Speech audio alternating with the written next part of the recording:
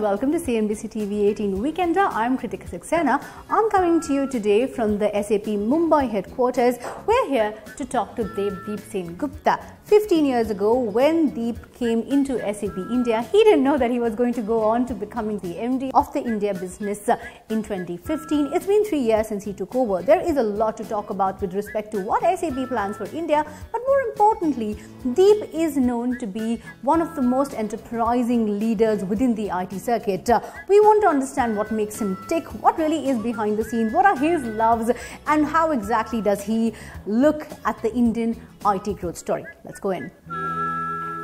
We have with us Deb Deep Sengupta of SAP India. Deep, thank you so much for speaking to us. It's been an interesting journey for you ever since you took over the reins of SAP India. How has it been, from handling various segments, various critical segments, from SMB to enterprise to actually taking over the entire business of a pie which is quite significant to the global piece? I personally believe this is the best job of my career. Okay. And more importantly, it is because you can get to contribute back to your employees, back to the customers, and more importantly to the society. Because in SAP, we truly believe in doing business with purpose, and where we get all our employees to be living with purpose.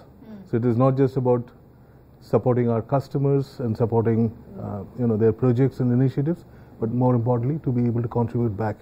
Before we talk shop, been about 15 years roughly in the company. So when you took over, when you look back at the first day you took over, do you remember that? When I joined the organization, we had a very few people and a very few customers. Yeah. How many employees were there at that time? Maybe a few hundred. Wow, okay. And maybe a few hundred customers. Today, we have more than 10,000 customers in India. Yeah. And it's the second largest subsidiary. And it's been a fantastic... Employee base has crossed almost 40,000. Yes, yes. And from a business impact for within SAP, it is India promises to be among the top 10 markets in the next few years' time. So, so by when? 2020? Yeah, that's our aim as well. That's our vision. So it's been a fantastic journey, and more importantly, what we believe and what I've seen.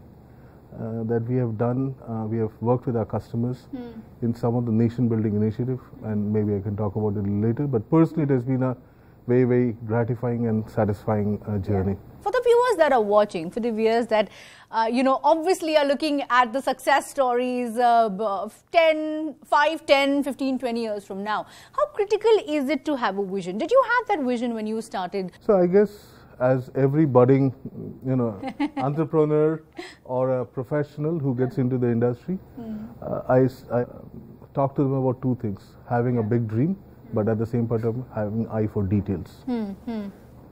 Future is important. Yeah. Present is also equally important, if not more. Yeah, yeah. So have the big picture, but at the same point of time have the eye for details. So did you have that when you started and did you stick to that in your entire journey? It evolves. It evolves. Yeah. Obviously, as you grow, as you mature, as you see things, it evolves. But yes, that is something which I obviously, I'm pretty passionate about. Let's talk shop for a bit. As far as the global pie is concerned, across Asia itself, if I were to see, India has played a critical role. The CEO has been very clear that India is going to be an important area for SAP's global plans in the future as well. So how, in terms of contribution, how significant is India at this point in time? First and foremost, I already shared with you that India is the second largest subsidiary in terms of resources. Yeah. It is not just in terms of headcounts, but the quality of work which is happening, of developing future products. That is, many of the work is happening out of India. So that's number one. So many of the fundamental research happens out of India.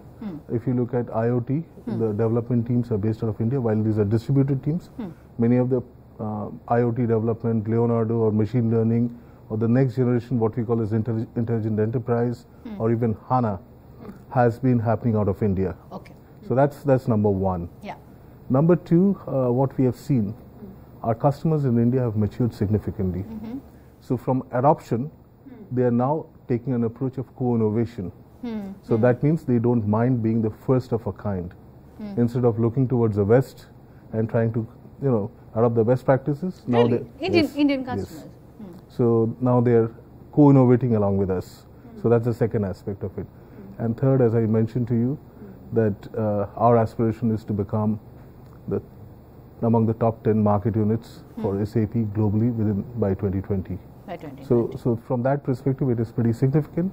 And within Asia, we are among the significant regions contributing to the overall growth. And we are one of the fastest growing region within Asia.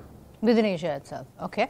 In terms of growth, I understand, of course, we can't go into numbers, but how has the growth been if you look, even if you take the last 3 years, on a year-on-year basis, how significant has the growth been if you compare it to the larger company average? Has it been a consistent double-digit growth? Yeah, absolutely. It has been more than a double-digit growth, and more importantly, the growth has been in areas of new technologies, whether it is cloud, whether it is HANA, some of the new innovations which we have been bringing to our customers, to the Indian market. It has been around that. So it's been really, I would say, like today, cloud is one of our mainstream businesses. Yeah.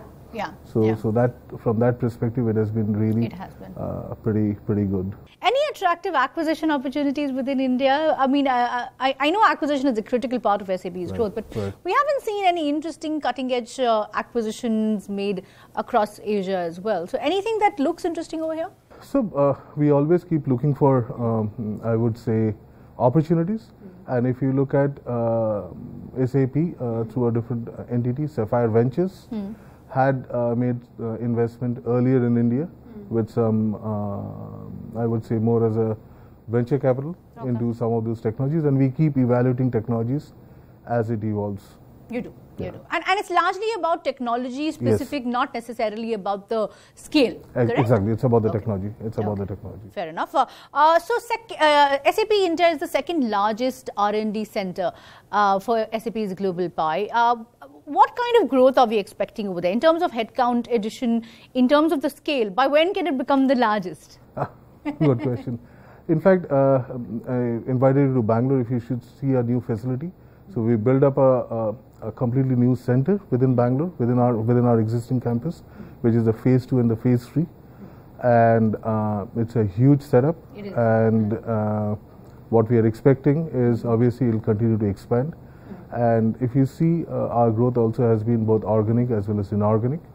So as some of the inorganic decision happens, those entities in India also get absorbed and get co-located. Okay, we're going to talk more about reskilling and the employee outlook, but we will take a very, very short break. Stay tuned to CNBC TV 18. Lots more on the other side.